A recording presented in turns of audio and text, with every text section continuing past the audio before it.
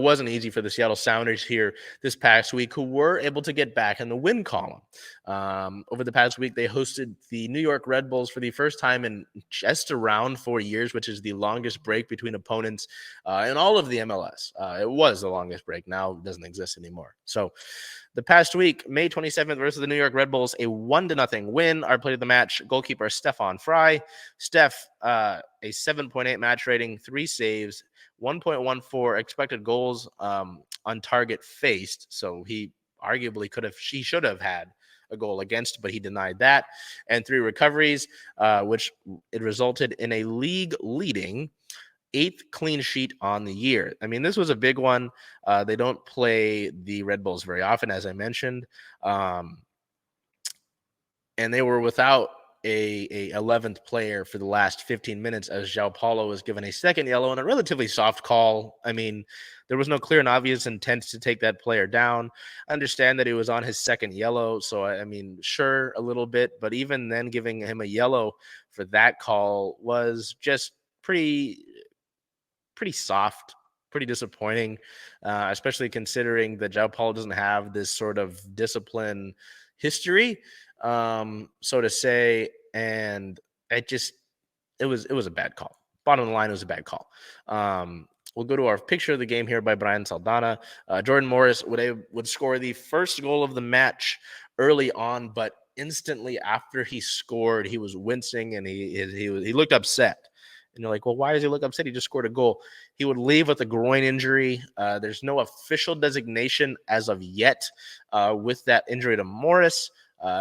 Morris himself said he would be back in 2 weeks. I don't know if that's going to be true. If that's the case, he will miss the doubleheader against the Portland Timbers on the 3rd, which is unfortunate. But I guess long-term, health. Excuse me. Long-term health is a bigger issue and a more present issue than trying to force him to play through anything right now. And especially with the groin injury, you don't want to mess with that. So just unfortunate for Morris, getting that goal. It was the Leo Chu to Jordan Morris connection once again, a connection that had terrorized Sporting Kansas City down in Kansas City.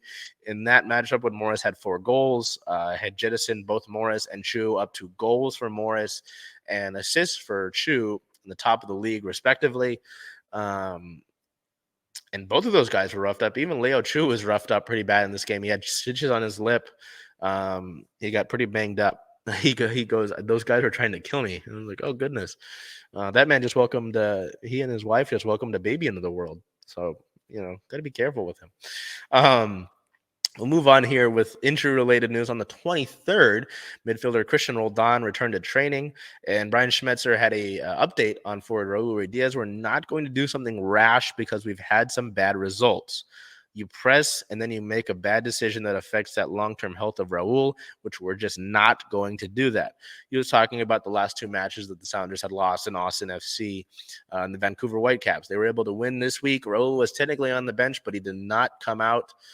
He did not come on as a substitute in this game against the Red Bulls. So, I would rather not just try and force him out there.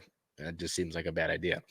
The injury report against the Red Bulls, some of the usual suspects, except it's the same guys from the last week when I mentioned those last 5 guys for the Austin match and the Vancouver match. It's just that Raul Ruidiaz is questionable and was able to be on the bench for this one. So Ethan Dobbelaere continues to be out with a right ankle sprain. Christian Roldan continues to work back from concussion protocols. But as I mentioned earlier in the team injury notes on the 23rd, he was in training. He might be a few weeks out, though, still. Kellen Rowe continues to be out with a left knee sprain, and Obed Vargas still out with he's on international duty. So Seattle without some key players. I mean, Raul is a starter, Christian's a starter, Kellen Rowe's good defensive depth, and Obed Vargas has been able to start for this club. So you're missing some key guys, and now you're going to miss Jordan Morris for some period of time. So they're battling through it, but and I have to see if this stayed. After the win against the Red Bulls, because of points, the Sounders were at the top of the Western Conference. Now, I want to make sure. Yes, they're still atop the Western Conference. All right. Yay. With an 8-win, 5-loss, 2-draw record, the Sounders sit at 23 points on the year so far. Wait, the 26. Oops. 26 points on the year so far. They're fifth in the league as a whole, but first in the Western Conference. Looking ahead, their next match is May 31st, this Wednesday, versus the San Jose Earthquakes with a 7:30 p.m. Pacific time start. It's the first time that the Sounders will battle the Earthquakes since the regular season finale last year, which ended in a draw. Oh, I lied. The Sounders are second in the league and first in the Western Conference. Oops. Since that relatively boring draw in the regular season finale last year, they'll play San Jose. And then June 3rd versus the Portland Timbers is that big double header match with the OL Reign, where both teams from Seattle will play both teams from Portland. That match is at 1:30 p.m. Pacific time for the Sounders. So 1:30. If you are going to the